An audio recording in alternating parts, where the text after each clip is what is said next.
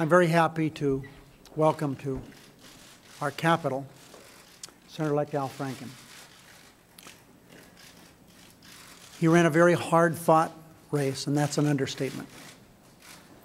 I was talking to Al a few minutes ago and told him about my hectic race that took 6 weeks before the results were in. His took 8 months. He's going to work hard and be an outstanding senator. But don't take my word for it necessarily, even though I think it's absolutely true. I served in the House with former Congressman Vin Weber.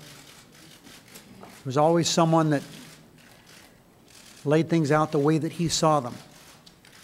And he said this morning, when people find out he's a smart guy who's serious about issues and a hard worker, they'll be pleasantly surprised, and they will be.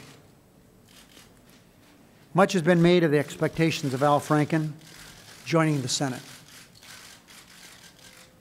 Here are my expectations. He, of course, is going to work hard for the people of Minnesota. They've gone far too long without full representation. I expect him to help deliver on the change that this country is demanding, to strengthen our economy, ensure all Americans have access to quality health care, and make our country energy independent. I'm confident that Senator-elect Franken will make a difference. But we need more than just his presence to effectively address the nation's many problems. These problems, these challenges we face are not Democratic challenges or Republican challenges or nonpartisan challenges. They're America's challenges, and they're too great to be solved by partisanship. Moving America forward will still require the cooperation of my Senate colleagues who are Republicans. The last 8 years have shown us the American people want us to work together. Democrats aren't looking to Senator Franken's election as an opportunity to ram legislation through this body. In turn, Senate Republicans must understand that Senator-elect Franken's election does not abdicate from them the responsibilities to govern.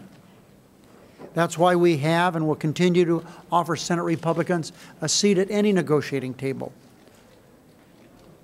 It's up to them to decide whether they'll continue to sit down and be the party of no, or sit down and work for the common good of the people. It's up to them. I would hope that the party of no is coming to an end. Al? Thank you. Thank you, Mr. Leader. I want to thank the leader for all your support during and after the campaign, and I look forward to working under your leadership. A lot has been made of this number 60. The number I'm focused on is the number 2. I see myself as the second senator from the state of Minnesota.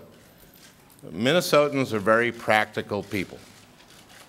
They want to make sure that the work we do here in the Senate makes sense, and that the decisions we make for the future have a strong return on investment.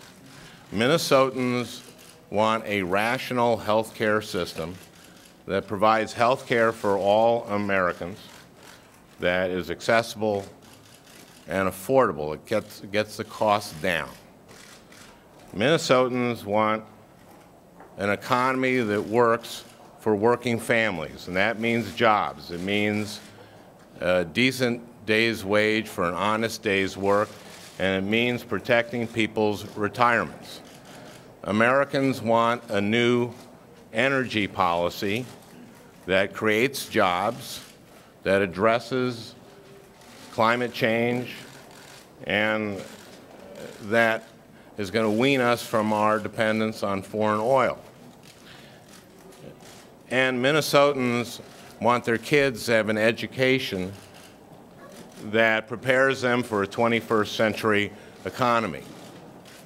I am going to work day and night to make sure that our kids have a great future and that America's best days lay ahead.